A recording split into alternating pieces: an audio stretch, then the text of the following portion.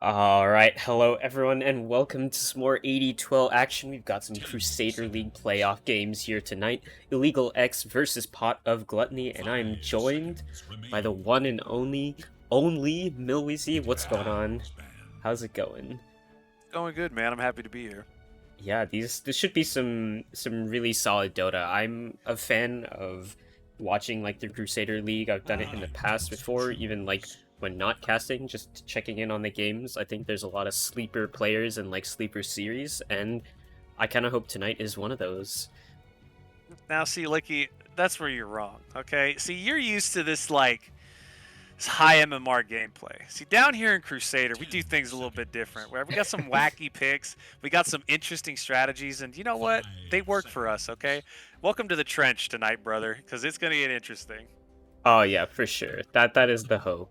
Um, Opening up with the Jakiro and Brewmaster, and then also the Venge and Shaman bans from either team. We're looking at targeted bans so far, at least for either of them. I know Pot of Gluttony, one of their most played heroes is Jakiro this season for them, so definitely makes sense. And of course, the Shaman, likewise for Illegal X.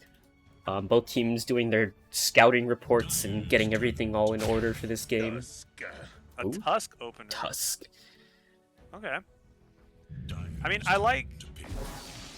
Yeah, I was gonna say I kind of like taking away Venge and Shaman. Those are super easy to execute, like stuns, and it's a very clear, start to a fight or setup or counter initiation. So I like when I see teams have an idea going into the draft of how they want their whole draft to go instead of just okay, we're gonna do this and then this and then this, right? I like them kind of taking away these easy to start or these easy initiations from Illegal X. It's looking Yeah. good. Oh, there it is. The 100% win rate Night Stalker for Pot of Gluttony. I am so excited. So do you think that's something they should have like maybe put some more priority on getting rid of early? Because I don't know if they play this brew as much as they played the Night Stalker. So I think at least so far for Pog, I'm just gonna call them Pog, because the entire thing is way too much. Oh yeah.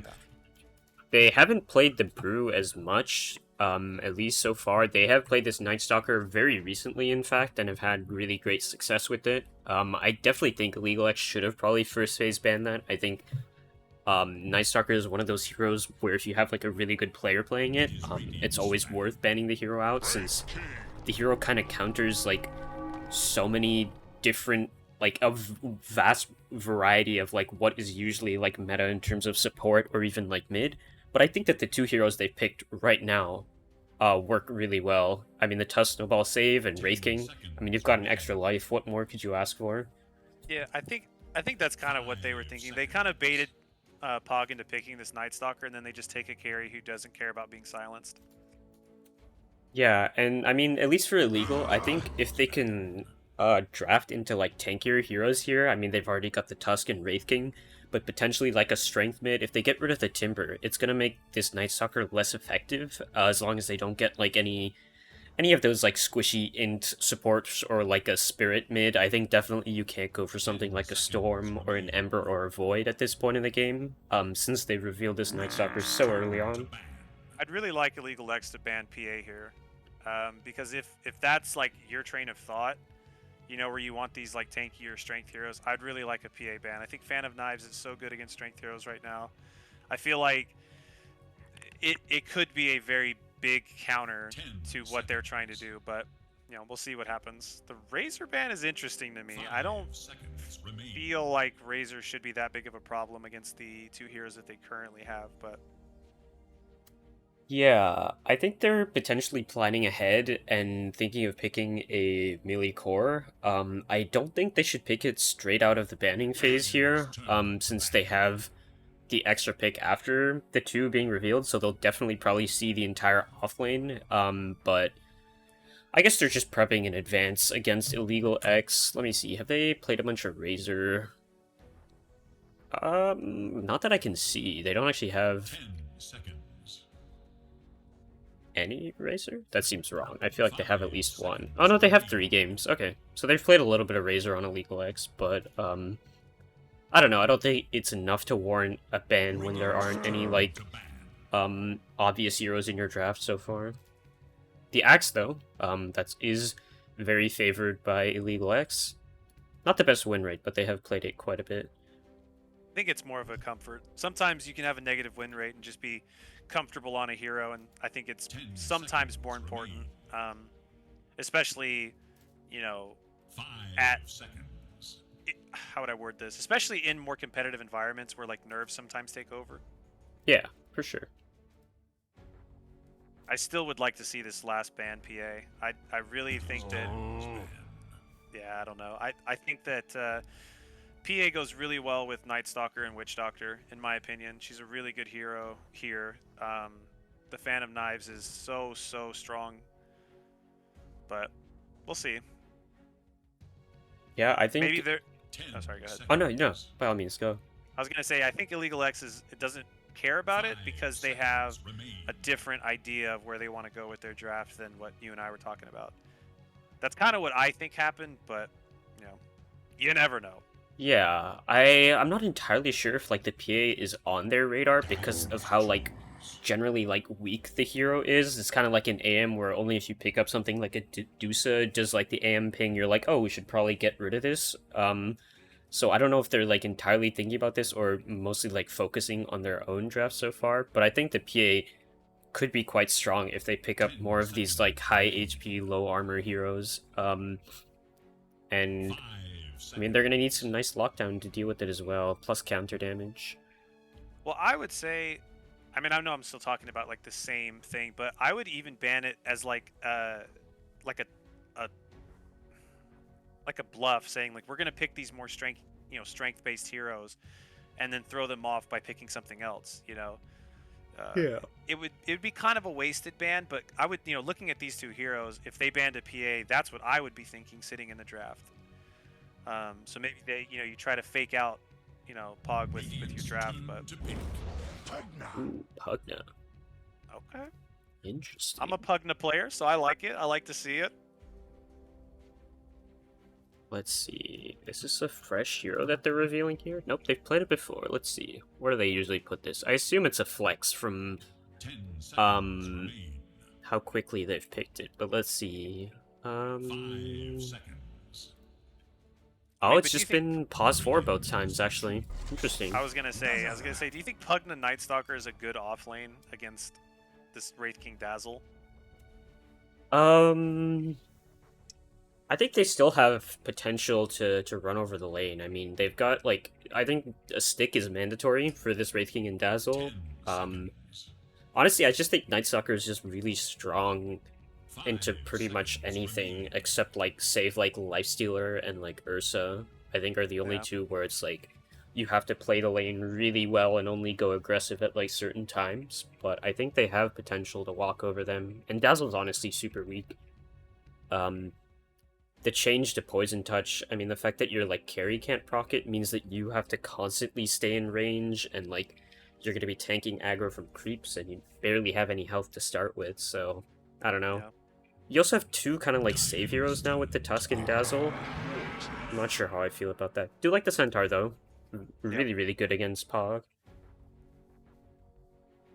I think Centaur is kind of an underrated hero at the Crusader level, Crusader and below level. I think people only see the stomp, and they kind of forget that this hero's Stampede plus return is like insane damage in a team fight when he's just in your face hitting you with double edge and shit.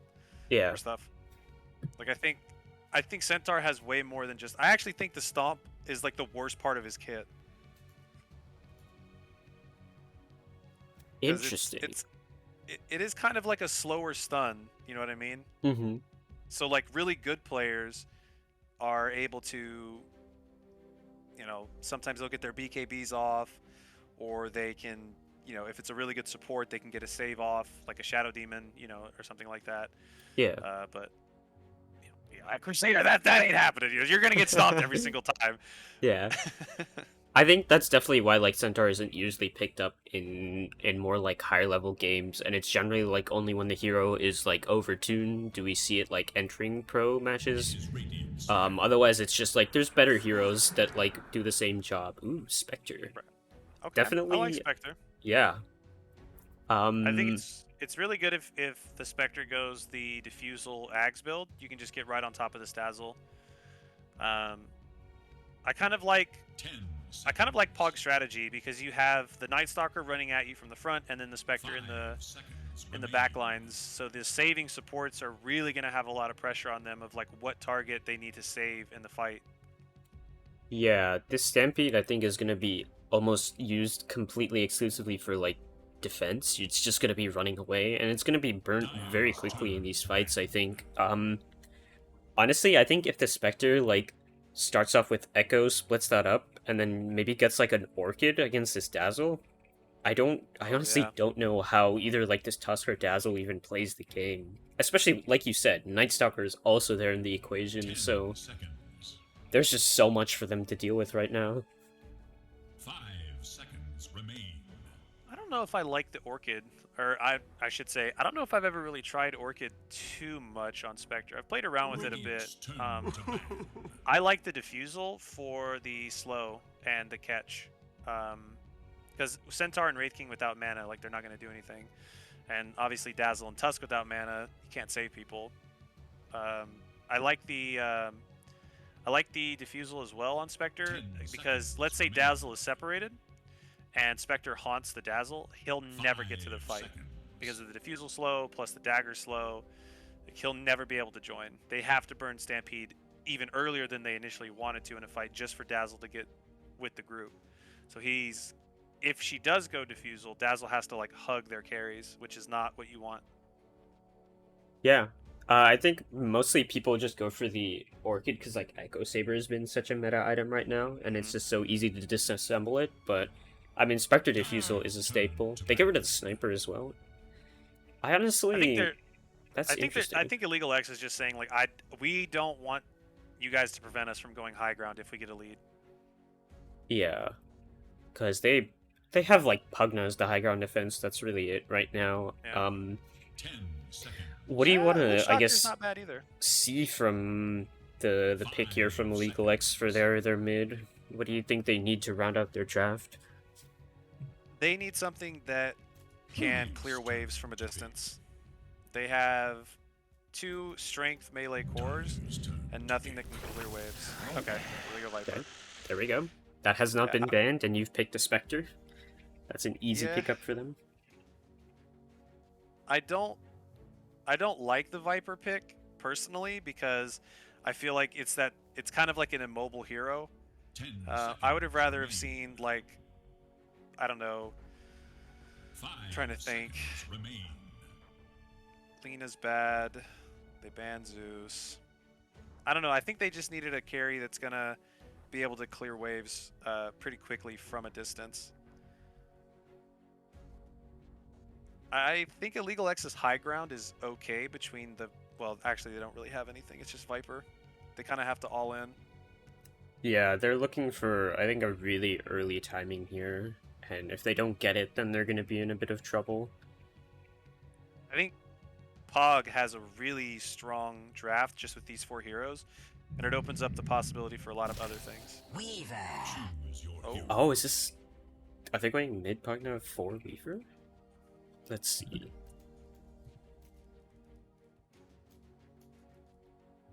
Nope, that's still 4. Okay, cool.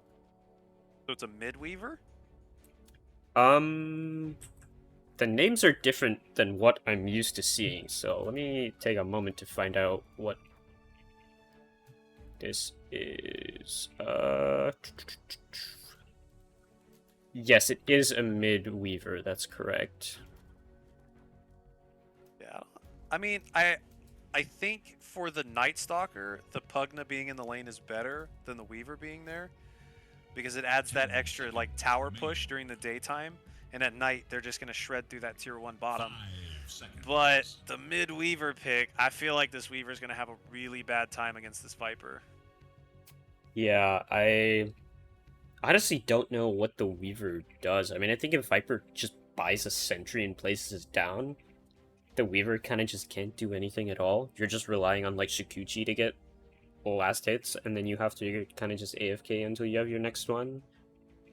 I I don't know. The Weaver pick is questionable, but I think the rest of their draft is still pretty good for Pog. Yeah, I think as a core, solid 4 for Pog, I think it's really good. The Spectre, the Pugna, Night Stalker, Witch Doctor, like those 4 heroes to me, solid draft. The Weaver is kind of like this weird pick, but I think I like Pot of Gluttony's draft a little bit more than Illegal X's this game. So that's my vote for game 1. I just like their draft because they have a much easier like team fight execution.